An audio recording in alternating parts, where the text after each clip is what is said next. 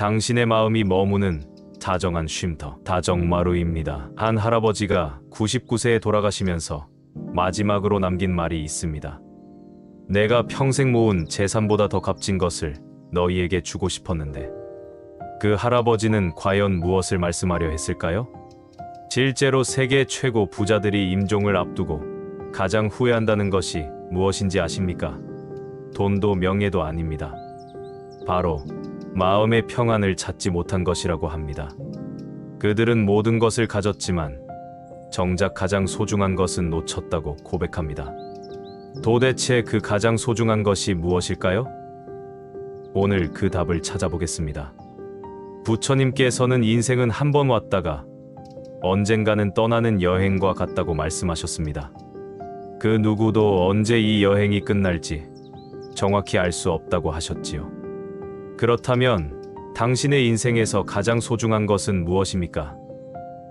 지금 마음에 무엇이 가장 먼저 떠오르시나요? 사랑하는 가족인가요?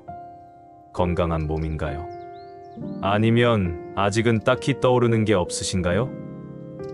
오늘 여러분께 전해드릴 이야기는 20억을 준다 해도 들을 수 없는 조언입니다.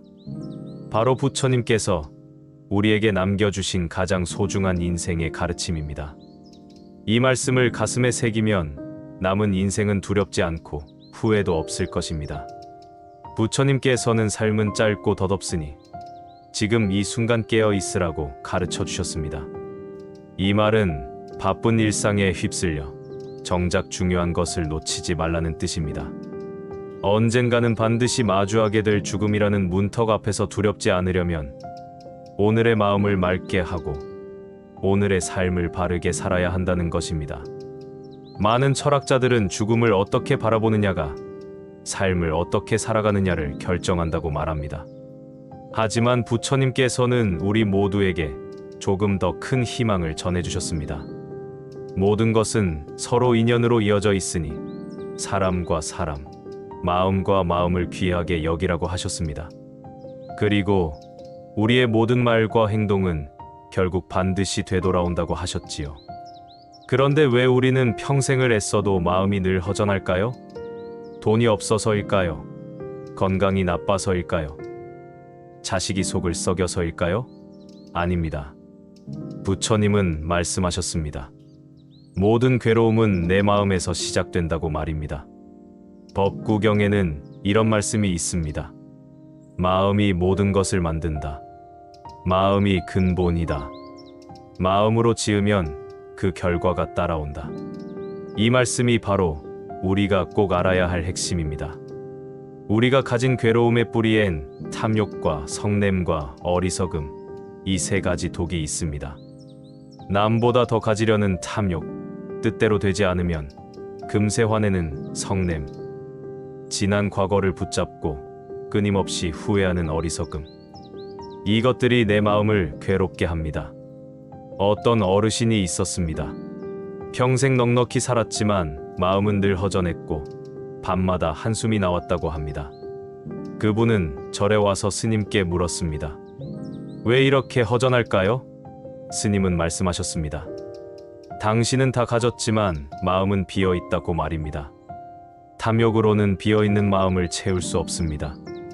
자비와 감사만이 그 빈자리를 채울 수 있습니다. 감사는 최고의 수행입니다. 불교에서는 복을 짓는 가장 빠른 길이 바로 감사라고 합니다. 지금 가진 것에 감사하면 탐욕은 스스로 사라집니다. 감사하는 마음은 곧 선업을 짓는 마음이 됩니다. 아침에 눈을 뜨고 숨을 쉴 수 있음에 감사하십시오. 가족과 함께 밥을 먹을 수 있음에 감사하십시오. 건강하게 걸을 수 있음에 감사하십시오. 이런 작은 감사들이 모여 우리 마음을 따뜻하게 만듭니다.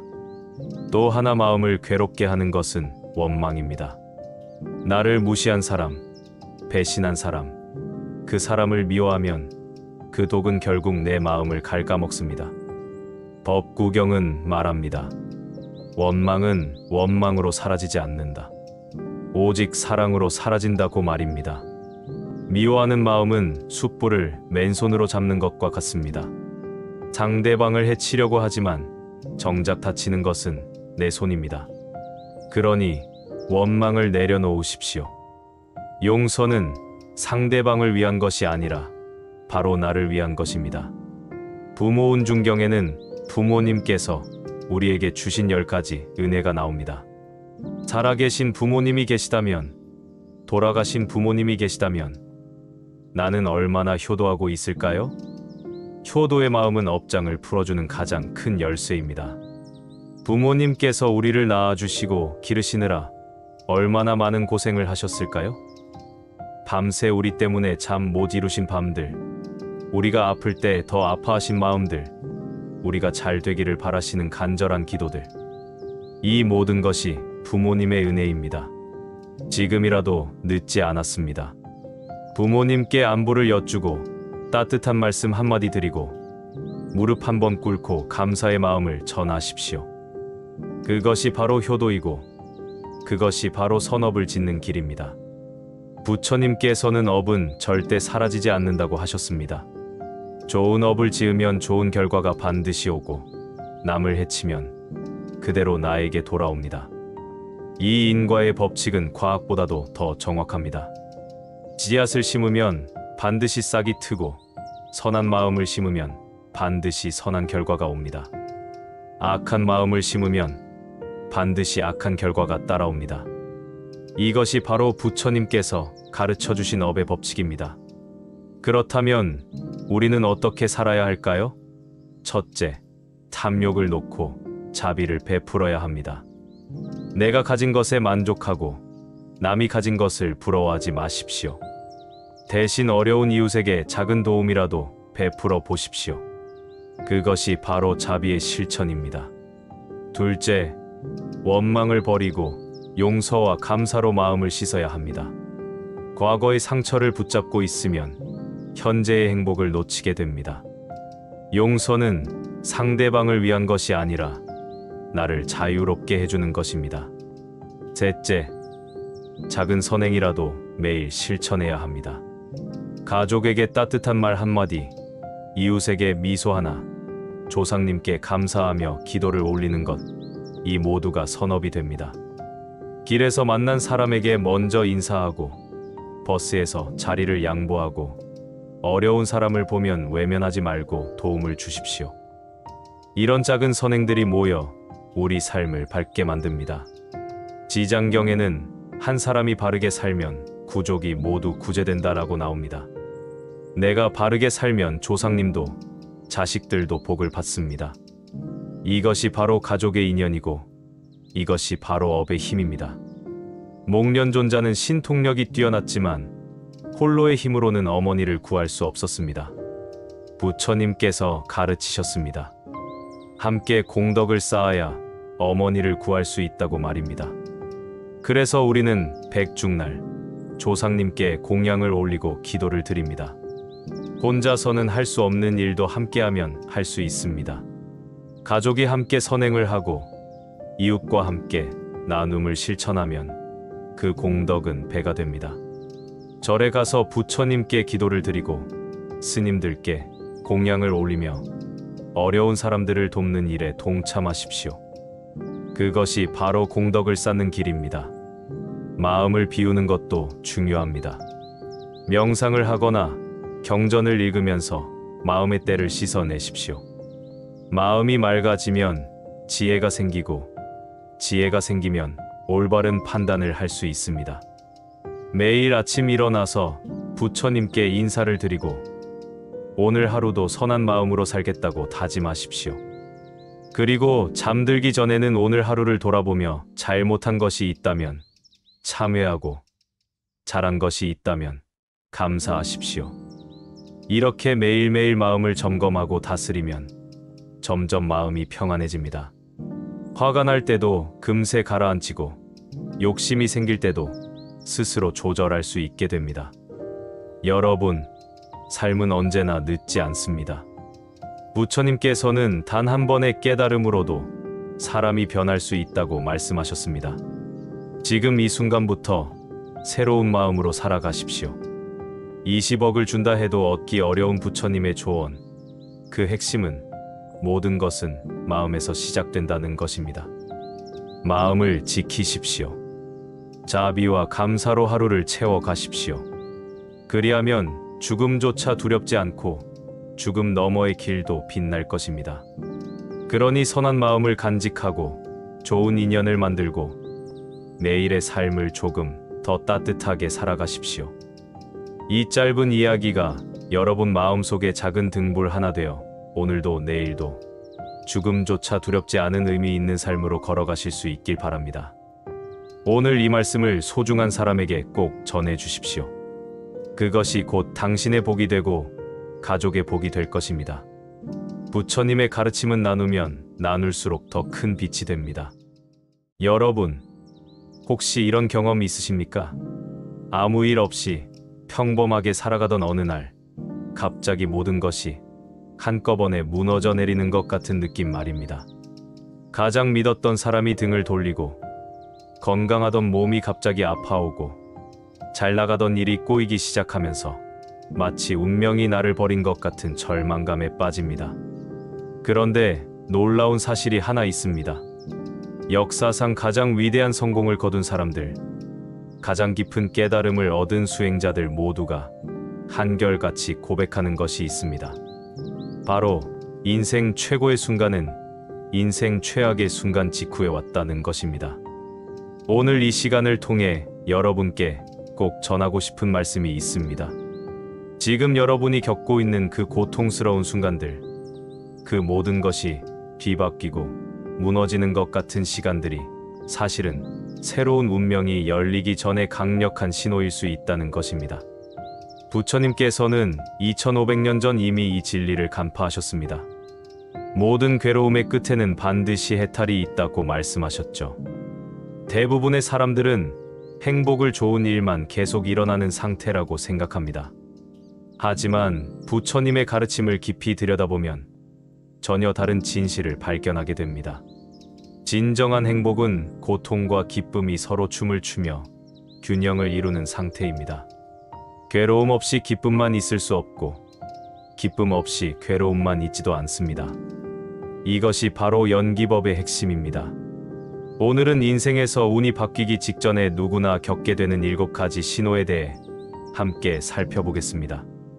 2500년 동안 수많은 수행자들이 경험하고 증명해온 이 신호들을 통해 여러분도 지금의 어려움이 얼마나 소중한 전환점인지 깨달으실 수 있을 것입니다.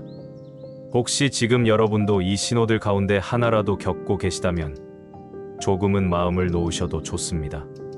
이 고비가 지나면 반드시 새로운 문이 열릴 테니까요. 첫 번째 신호는 뜻하지 않은 이별이 찾아온다는 것입니다. 오랫동안 사랑했던 사람과 멀어지기도 하고 평생 함께할 줄 알았던 친구와도 어쩔 수 없이 등을 돌려야 할 때가 있습니다. 가족 간에도 예기치 못한 갈등이 생기고 직장에서도 믿었던 동료들과 어긋나는 일이 벌어집니다.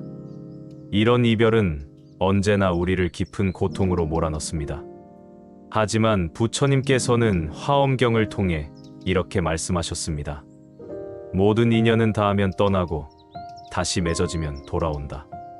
억지로 붙잡는다고 머무는 인연은 없고 밀어낸다고 떠나는 인연도 없다. 이 말씀의 깊은 의미를 이해하려면 인연의 본질을 알아야 합니다. 인연은 업보에 의해 맺어지는 것이므로 업보가 닿으면 자연스럽게 끝이 납니다. 그리고 새로운 업보가 무르익으면 새로운 인연이 시작됩니다. 지금의 이별이 아프더라도 그것은 인연의 끝이 아니라 새로운 시작을 위한 준비입니다. 인연이 닿은 자리를 비워내야 새로운 좋은 인연이 들어올 수 있습니다. 때로는 지금의 외로움이 미래에 더 좋은 사람들을 맞이하기 위한 준비 과정일 수 있습니다. 어떤 할머니가 있었습니다. 50년을 함께 산 남편을 먼저 보내고 난 후 매일 울기만 했습니다. 집안에서만 웅크리고 있던 어느 날 이웃 아주머니의 권유로 절에 나가 봉사를 시작했습니다. 처음에는 마지못해 나갔지만 거기서 비슷한 처지의 할머니들을 만나게 되었습니다. 서로의 아픔을 나누고 위로하며 지내다 보니 혼자 있을 때보다 오히려 더 의미 있는 시간을 보내게 되었습니다. 남편을 잃은 슬픔은 여전했지만 그 자리에 새로운 인연들이 찾아와 삶에 다시 빛을 불어넣어 주었다고 합니다. 두 번째 신호는 몸이 이유 없이 아프거나 큰 쉼이 찾아온다는 것입니다. 평소 건강하던 사람이 갑자기 병에 걸리기도 하고 예기치 못한 사고를 당하기도 합니다. 열심히 일하며 살아오신 분들은 이런 상황에 마음이 무너지곤 합니다. 왜 하필 나에게? 내가 뭘 잘못했기에? 이런 생각들이 머릿속을 맴돕니다. 하지만 불경에서는 몸의 고통을 다르게 해석합니다. 몸은 우리에게 늘 신호를 보내주는 지혜로운 스승입니다. 너무 무리하지 말고 잠시 멈춰서 내 자신을 돌아보라는 메시지를 전해주는 것이지요. 우리는 항상 앞만 보고 달려가느라 정작 중요한 것들을 놓치고 살아갑니다. 가족의 소중함, 건강의 고마움, 마음의 평안, 이런 것들은 삶의 속도를 줄이지 않으면 볼 수 없습니다. 병이나 사고는 강제로 우리를 멈춰 세우는 삶의 휴식표입니다. 이 시간 동안 우리는 그동안 너무 당연하게 여겼던 것들의 진정한 가치를 깨달을 수 있습니다. 또한 새로운 길을 모색할 수 있는 기회이기도 합니다. 많은 사람들이 병을 계기로 인생의 방향을 바꾸고 더 의미 있는 삶을 살게 됩니다. 평생 바쁘게만 살아온 어떤 분이 갑작스런 심장 수술로 한 달을 병원에서 보내게 되었습니다. 처음에는 답답하고 불안했지만 시간이 지나면서 비로소 가족의 소중함을 깨달았다고 합니다. 밤새 간병해주는 아내의 헌신, 매일 찾아와 격려해주는 자식들의 사랑, 평소에는 너무 바빠서 제대로 보지 못했던 것들이 얼마나 귀한지 알게 된 것입니다. 퇴원 후 그분은 일의 우선순위를 완전히 바꾸고 가족과 함께하는 시간을 늘렸다고 합니다. 세 번째 신호는 가장 가까운 사람이 등을 돌린다는 것입니다. 평생 믿고 의지했던 사람에게 배신당하고 가족이나 친구에게 깊은 상처를 받을 때가 있습니다. 이런 경험은 우리를 깊은 절망과 분노로 몰아넣습니다. 세상에 믿을 사람이 없다는 생각에 마음의 문을 걸어 잠그기도 합니다. 그런데 부처님께서는 이런 상황에서도 지혜를 찾으라고 말씀하셨습니다. 미움도 사랑도 모두 인연 따라 생긴다. 인연이 닿으면 미움도 사랑도 모두 사라진다. 이 말씀의 의미는 감정에 휘둘리지 말고 상황을 객관적으로 바라보라는 것입니다. 때로는 믿었던 사람에게 등을 돌림당함으로써 진짜 소중한 사람을 구별할 수 있게 됩니다. 어려울 때 떠나는 사람과 어려울 때 더 가까이 다가오는 사람을 구분할 수 있게 되는 것입니다. 거짓 인연이 떠나야 참된 인연이 내 곁에 남을 수 있습니다. 이는 마치 썩은 열매를 골라내야 싱싱한 열매를 더 오래 보관할 수 있는 것과 같습니다. 오랫동안 사업을 함께 해온 동료에게 배신당해 큰 손실을 입었던 어떤 분이 있었습니다. 그때는 원망과 분노로 잠을 이루지 못했지만 시간이 지나면서 그 일을 통해 진짜 믿을 수 있는 사람들을 구별할 수 있게 되었다고 합니다. 오히려 그 일을 계기로 더 신중하게 사람을 판단하게 되었고 결국 더 좋은 동료들과 함께 일할 수 있게 되었다고 합니다. 네 번째 신호는 경제적으로 큰 어려움이 찾아오는 것입니다. 잘 나가던 사업이 갑자기 기울고 안정적이던 수입이 줄어들어 생계의 위협을 느끼게 됩니다. 이럴 때 사람들은 마음이 조급해지고 패닉 상태에 빠지기 쉽습니다. 돈이 없으면 아무것도 할 수 없다는 생각에 사로잡히게 됩니다. 하지만 부처님께서는 재물에 대해 매우 명확한 가르침을 주셨습니다. 재물은 복의 결과이지 복 자체가 아니다. 진정한 복은 마음가짐과 행동에서 나오는 것이고 재물은 그 결과로 따라오는 것입니다. 나라서 재물을 잃었다고 해서 복까지 잃은 것은 아닙니다. 경제적 어려움은 내가 그동안 돈에 대해 어떤 관점을 가지고 있었는지 되돌아보게 만듭니다. 혹시 돈을 벌기 위해 가족과의 시간을 희생하지 않았는지, 건강을 해치지 않았는지, 도덕적 원칙을 포기하지 않았는지 점검해 볼 수 있습니다. 또한 나는 어디에 너무 매달렸는가, 무엇을 놓아야 하는가, 같은 본질적인 질문을 던질 수 있습니다. 어르신들이 자주 하시던 말씀이 있습니다.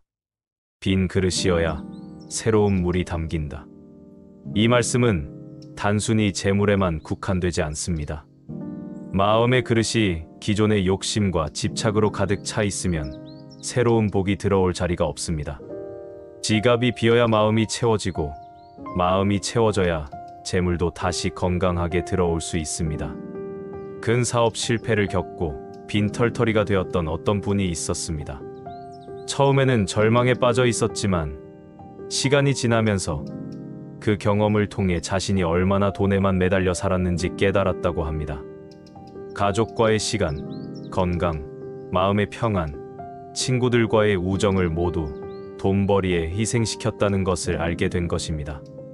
그 후 다시 사업을 시작할 때는 완전히 다른 관점으로 접근했고, 결국 이전보다 더 안정적이고 의미 있는 성공을 거두었다고 합니다. 5번째 신호는 예전에는 즐겁던 일이 이상하게 싫어지는 것입니다. 언제나 즐겁게 했던 취미도, 좋아했던 사람들과의 만남도 어느 순간부터 마음이 시들시들해집니다. 억지로 예전처럼 하려고 애써봐도 마음이 따라주지 않습니다. 이런 상황에서 많은 사람들이 자신에게 문제가 있다고 생각하며 억지로 예전 상태로 돌아가려 합니다. 하지만 부처님께서는 이런 현상을 다르게 해석하셨습니다. 내 마음이 가는 곳이 곧 새로운 길이다. 마음이 시드는 것은 내가 성장했다는 증거입니다. 예전에 만족했던 수준을 넘어서 더 깊고 의미 있는 것을 추구하게 된 것입니다. 이는 마치 어린 시절 좋아했던 장난감이 나이가 들면서 재미없어지는 것과 같습니다. 이럴 때는 억지로 예전처럼 하려 애쓰지 말고 새로운 관심사와 새로운 인연을 위한 공간을 만들어주는 것이 중요합니다. 마음이 시드는 것은 새로운 취미와 새로운 만남을 준비하라는 내면의 신호입니다. 버릴 것은 과감히 버리고 새로운 것을 받아들일 준비를 하는 시간입니다. 평생 골프를 즐기던 어떤 분이 갑자기 골프장 가는 것이 무의미하게 느껴졌다고 합니다. 처음에는 이상하게 생각했지만 대신 집 근처 공원에서 산책을 시작했습니다. 산책을 하면서 계절의 변화를 느끼고 새들의 지저귀를 듣고 자연 속에서 마음의 평안을 찾게 되었습니다. 나중에 그분은 골프보다 산책이 훨씬 더 큰 기쁨을 준다고 말씀하셨습니다. 6번째 신호는 예상치 못한 새로운 사람이 찾아온다는 것입니다. 가까운 사람들이 떠난 자리에 어느 날 갑자기 낯선 사람이 다가옵니다. 처음에는 어색하고 경계심이 생기기 마련입니다.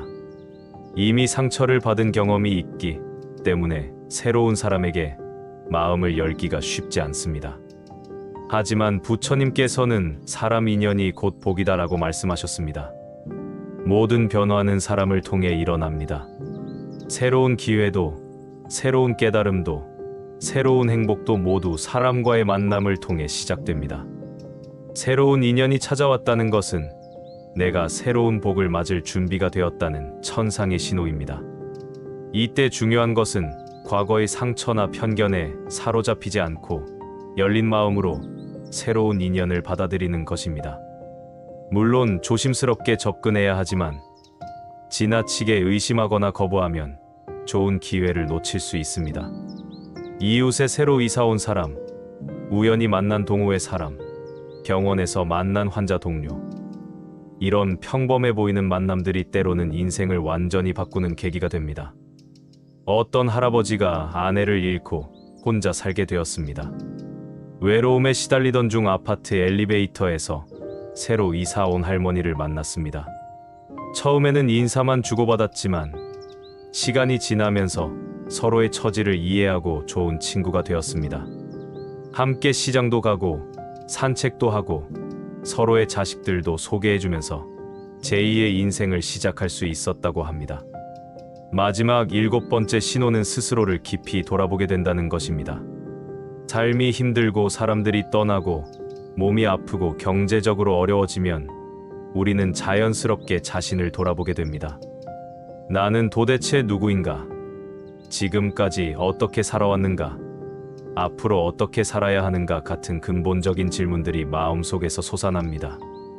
이런 질문들은 결코 우연히 떠오르는 것이 아닙니다.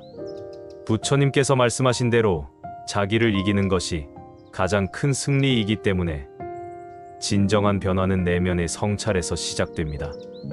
운명은 누가 만들어주는 것이 아니라 내 안의 깨달음과 결심이 만들어내는 것입니다. 이 과정에서 우리는 그동안 자신에게 얼마나 솔직하지 못했는지 깨닫게 됩니다.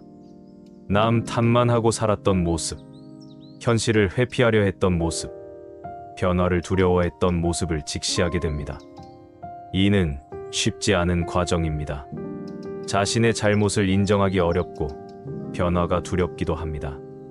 하지만 법구경에는 이런 말씀이 있습니다. 1000번의 전쟁에서 이기는 것보다 자기 자신을 이기는 것이 더 위대하다. 외부의 적을 이기는 것보다 내 안의 욕심과 화와 어리석음을 이기는 것이 더 어렵고 더 값진 일입니다. 이 과정을 견디고 넘어서는 사람만이 진정한 변화를 맞이할 수 있습니다. 그렇다면 이 7가지 신호가 찾아왔을 때 우리는 어떻게 해야 할까요? 첫째, 모든 것을 부정적으로만 바라보지 마십시오. 고통도 변화의 신호이고 이별도 새로운 만남의 전주곡입니다. 위기는 기회의 다른 이름이라는 말이 있듯이 어려운 상황일수록 새로운 가능성이 숨어 있습니다. 둘째, 급하게 해결하려 하지 마십시오. 모든 변화에는 시간이 필요합니다. 급하게 서둘러서 잘못된 결정을 내리면 더 큰 문제를 만들 수 있습니다. 때로는 기다림 자체가 해답인 경우도 있습니다. 셋째, 혼자서 모든 것을 감당하려 하지 마십시오. 가족, 친구, 스님들과 이야기를 나누며 지혜를 구하십시오. 다른 사람의 경험과 조언을 통해 새로운 시각을 얻을 수 있습니다. 넷째, 감사하는 마음을 잃지 마십시오. 어려운 상황에서도 감사할 일은 반드시 있습니다. 건강, 가족, 친구, 심지어 어려움 자체도 성장의 기회가 됩니다. 다섯째, 꾸준히 수행하십시오. 기도, 명상, 경전 공부 등을 통해 마음의 평안을 유지하십시오. 흔들리지 않는 마음이 있어야 올바른 판단을 할 수 있습니다. 부처님께서는 모든 것은 변한다고 말씀하셨습니다. 무상함은 이 세상의 근본 법칙입니다. 지금의 고통도 변하고 지금의 어려움도 변합니다. 중요한 것은 그 변화의 과정에서 우리가 무엇을 배우고 어떻게 성장하느냐는 것입니다. 변화는 때로는 우리가 원하지 않는 방향으로 일어나기도 합니다. 하지만 그 변화 속에서 우리는 더 강해지고 더 지혜로워지고 더 자비로워질 수 있습니다. 이것이 바로 부처님께서 가르쳐 주신 고의 의미입니다. 고통은 단순히 피해야 할 것이 아니라 깨달음으로 가는 길이라는 것입니다. 사랑하는 여러분, 오늘 말씀드린 7가지 신호는 누구에게나 찾아옵니다. 부처님께서도 역대 성인들도 우리 모두가 이 과정을 거쳐 성장해 왔습니다. 어쩌면 지금 이 순간 누군가는 뜻하지 않은 이별을 겪고 있고 누군가는 몸의 고통 속에 계실지 모릅니다. 또 누군가는 경제적 어려움 앞에서 깊은 한숨을 내쉬고 계실지도 모릅니다. 하지만 부디 잊지 마십시오. 이 모든 것은 여러분을 괴롭히기 위해 온 것이 아니라 더 큰 복으로 이끌기 위해 온 것입니다. 부처님께서는 말씀하셨습니다. 지금의 고통이 없으면 미래의 복도 없다. 마치 씨앗이 썩어야 새싹이 나는 것처럼 우리도 때로는 무너져야 새로운 모습으로 다시 태어날 수 있습니다. 삶이 흔들리고 사람이 떠나고 마음이 무너질 때마다 이 말을 기억하십시오. 이 또한 지나가리라. 그리고 반드시 더 큰 복으로 돌아오리라. 역사를 돌아보면 가장 큰 성취를 이룬 사람들은 모두 가장 큰 시련을 겪은 사람들이었습니다. 지금 이 순간에도 여러분 곁에는 보이지 않는 인연의 씨앗들이 심어지고 있습니다. 비워야 채워지고 떠나야 들어옵니다. 모든 것은 순환하고 변화합니다. 이것이 바로 불교의 연기법이 가르치는 진리입니다. 여러분의 인생에 새로운 복이 들어올 자리를 비워두시길 바랍니다. 그 자리에 따뜻한 인연과 새로운 기회가 찾아들기를 마음 깊이 발언합니다. 부처님의 가르침처럼 모든 고통에는 끝이 있고 모든 어둠 뒤에는 새벽이 옵니다. 나무아미타불 관세음보살. 이런 부처님의 가르침이 도움이 되셨다면 구독과 좋아요, 알림 설정까지 눌러주세요. 더 많은 지혜의 말씀으로 함께해요.